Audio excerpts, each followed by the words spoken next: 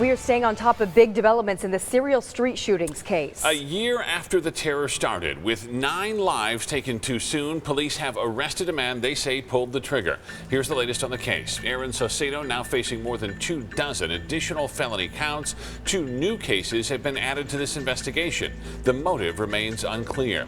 Let's begin our coverage with ABC 15's Jason Valentine. He's joining us live from downtown with more on today's big news. Jason, what can you tell us about this?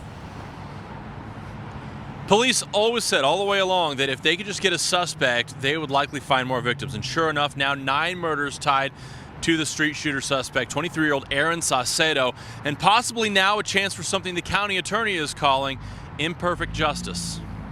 One man destroying so many families, and for a year, those families forced to wonder who did it. People like Crystal White's sister. I was already overwhelmed, but it was just something that eased a little, gave me a little comfort, saying that I'm gonna get that killer. We're gonna do our job to get that killer. Now, Phoenix police finally shouting out loud what the Valley has been whispering about for 2 weeks. 23-year-old Aaron Saucedo officially booked as the serial street shooter suspect. This case plagued our community for more than a year, as the mayor mentioned to you, and left behind a trail of victims that included mothers, sons, brothers, sisters, and families still mourning the loss of their loved ones. Police say a community tip started them looking at Saucedo. Ballistics evidence and a lot of detective work got us to this point. Originally, police said the street shooter killed 7 people. Saucedo was charged with 9 total murders. 8 of those police say were completely random, starting with 22-year-old Jesse Olivas, gunned down on the first day of 2016. The last, Angela Linner, Stephanie Ellis, and her daughter Malia, the youngest victim, killed June 12th of last year. This may bring them justice, but it will not bring them perfect justice. The case had been cold since a drive-by shooting that didn't hurt anybody last July. Police say Saucedo told them he changed his appearance and stopped driving that infamous dark BMW because of all the heat.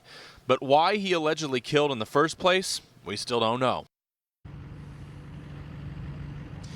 Now, police told us they did use some evidence collected in the 2015 freeway shooter investigation to link Saucedo to the street shooter investigation. However, those 2 cases, they tell me, are not connected. Reporting live in downtown Phoenix, I'm Jason Valentine, ABC 15, Arizona. Thanks so much, Jason. One person missing from today's press conference, Governor Doug Ducey. He was sitting down with our own Melissa Blasius for an exclusive one-on-one interview.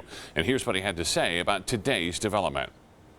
I think the world of Chief Jerry Williams and the work of the Phoenix Police Department. So let's hope we have the right guy, and anything we can do to improve public safety and make our streets safer is a real positive for the citizens of Arizona. We're going to hear more from Governor Ducey in just a few minutes. We saw it first on ABC 15 Mornings. Anchor Christopher Sine reporting ballistics testing on the gun owned by Saucedo was inconclusive when compared to ballistics in the freeway shootings. Saucedo's gun was in the same pawn shop at the same time as Leslie Merritt Jr.'s gun. It's the same make and model used in the freeway shootings. DPS later arrested Leslie Merritt Jr., then dismissed those charges against him, but never fully tested Saucedo's gun.